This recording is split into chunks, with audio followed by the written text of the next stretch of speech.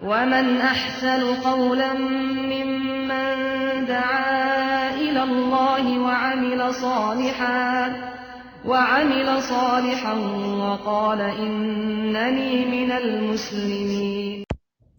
আসসালামু আলাইকুম ওরহমতুল্লাহি ওবারাকাতুহু। একদিনই ভাই জানতে চেয়েছেন যে কেউ যদি অন্য কোনো ব্যক্তি সম্পর্কে খারাপ মন্তব্য করে অন্যের সামনে, যে লোকটা খুবই খারাপ, সেই চগলখড়ি করে বা এরকম খারাপ জঘন্য ব্যক্তি ইত্যাদি যদি বলে, এর শরীয়তের বিধান কি, এর হুকুম কি? এটাকে ইসলামী শরীয়তে বলা হয় গীবত।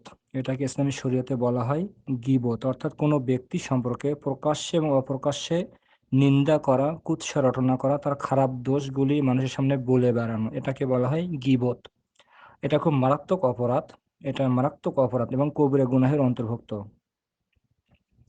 আল্লাহ তাআলা বলেছেন কোরআনে কারিমে, ইয়া আইয়ুহাল্লাযীনা আমানু ইজতানিবু কাসীরাম মিনাজ-যন্নি ইন্না বা'যায-যন্নি ইসমুন। হে ইমানদারগণ, তোমরা বেশি বেশি ধারণা থেকে বেঁচে থাকো, কেননা কিছু কিছু ধারণা আছে পাপ। ওয়ালা তাজাসসু, এবং তোমরা গুপ্তচর বৃত্তি করো না, অন্যের দোষ অন্বেষণ করে বেরো না। ওয়ালা ইয়াগতাব বা'দুকুম বা'দা, আর তোমাদের কেউ যেন অন্যের দোষ গীবত না করে। আইয়ুহিব্বু আহাদুকুম আন ইয়াকুলা লাহমা আখিহি মাইতান, তোমাদের কেউ কি চায় যে তার মৃত ভাইয়ের গোশত ভক্ষণ করতে? ফাকারিহতুমুহ, তোমরা তো অবশ্যই সেটাকে অপছন্দ করবে। মানে অর্থাৎ গীবত করা, এরকম অন্য কোনো ভাই সম্পর্কে মুসলিম ভাইয়ের দোষ অন্যের সামনে বলে বেড়ানো, প্রকাশ্যে হোক অথবা অপ্রকাশ্যে হোক, তার মানহানি করার জন্য, তাকে খাটো করার জন্য, এই উদ্দেশ্যে যদি করা হয় তাহলে সেটা হবে গীবত এবং কবিরা গুনাহের অন্তর্ভুক্ত, এবং নিজের আপন মৃত ভাইয়ের গোশত খাওয়ার সমতুল্য অপরাধ। এটা যেমন মানুষ পছন্দ করবে না, ঠিক তেমনই গীবতকে অপছন্দ করতে হবে।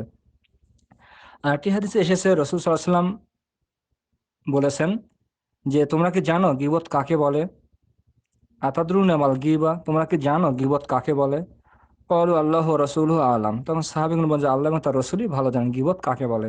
তখন রাসূল সাল্লাল্লাহু আলাইহি ওয়াসাল্লাম বললেন, যিকরুকা আখাকা বিমা ইয়াকরাহু, তোমার ভাই সম্পর্কে এমন কোনো কথা বলা যা সে অপছন্দ করে।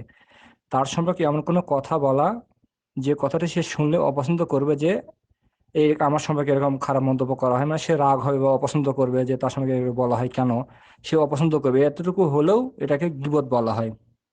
তখন সাহাবীগণ জিজ্ঞাসা করলেন, ইয়া রাসূলুল্লাহ, যদি আমরা কোনো ভাই সম্পর্কে এমন কোনো কথা বলি, আরাআইতা ইন কানা ফিহি মাকুল, যদি আমরা এমন কোনো কথা বলি যেটা সেই দোষটি তার মধ্যে আছে, তখন রাসূল বলেন, যদি সেই দোষটি তার মধ্যে থাকে, যে দোষের কথা তুমি বলছো, ফাকাদিব তাবতা, তাহলে তুমি তার গীবত করলে।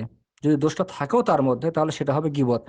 আর যদি সেই দোষটি যদি না থাকে তার মধ্যে তাহলে সেটা হবে ফাকাদ বাহাত্তা, তাহলে তুমি তাকে মিথ্যা অপবাদ দিলে, তার সম্পর্কে মিথ্যা কথা বললে, তাকে মিথ্যা অপবাদ দিলে বা তোহমত দিলে। এই জন্য খুব মারাত্মক বিষয়, যদি দোষ থাকেও তাহলে সেটা হবে গীবত, যদি দোষ না থাকে তাহলে মিথ্যা অপবাদ দেওয়া হবে, আর এটা কবিরা গুনাহের অন্তর্ভুক্ত। এটা বান্দার হক নষ্ট করা, এগুলো আল্লাহ ক্ষমা করে না। যে ব্যক্তি গীবত করে, ওই ব্যক্তিকে, যার গীবত করেছে তার কাছে ক্ষমা চাইতে হবে, ওই ব্যক্তির কাছে ক্ষমা চাইতে হবে। এটা খুব মারাত্মক অপরাধ। এমনকি এটা যদি দুনিয়াতে ক্ষমা চেয়ে না নেয় তাহলে পরকাল এর নেকির বিনিময়ে তার কাছ থেকে পাওনা নেওনা পরিশোধ করা হবে। অর্থাৎ গীবতকারীর নেকি যার গীবত করেছে তাকে দিয়ে দেওয়া হবে।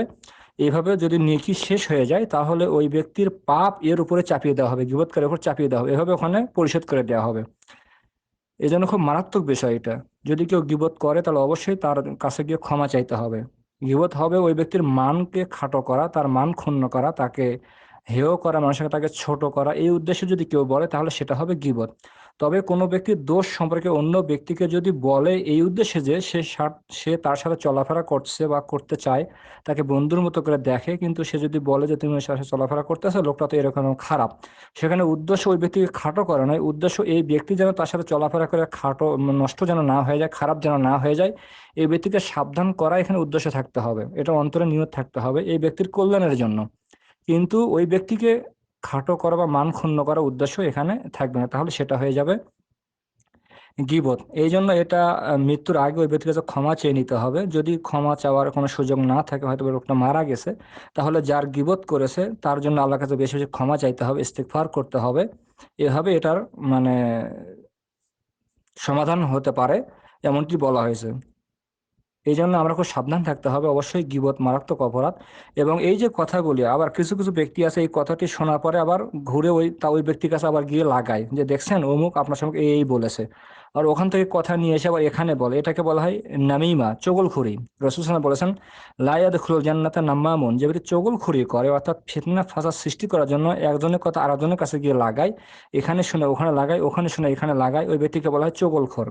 এই ব্যক্তি জান্নাতে প্রবেশ করবে না, রাসূল সাল্লাল্লাহু আলাইহি ওয়াসাল্লাম বলেছেন। এগুলো সামাজিক ব্যাধি, এগুলো সামাজিক ব্যাধি যা ক্যান্সার আকার ধারণ করেছে।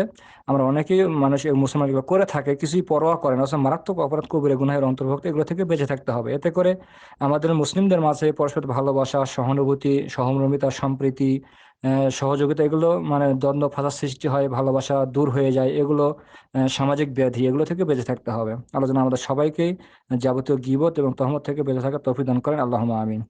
সেই সাথে যদি ওই ব্যক্তি ক্ষমা চায় তাহলে আলহামদুলিল্লাহ, খুব ভালো কথা। এবং যদি ক্ষমা চায় তাহলে তাকে ক্ষমা করে দেওয়াটাই উত্তম হবে, কারণ আল্লাহ তাআলা ক্ষমাশীলকে ভালোবাসেন। আল্লাহ তাআলা ক্ষমাকারীকে ভালোবাসেন। এই জন্য ক্ষমা করা উদারতার পরিচয়, এবং ক্ষমা করতেই আল্লাহ তাআলা বলেছেন যদি কেউ ক্ষমা চায় তাহলে ক্ষমা করাই উত্তম। আসসালামু আলাইকুম ওয়া রাহমাতুল্লাহি ওয়া বারাকাতুহু।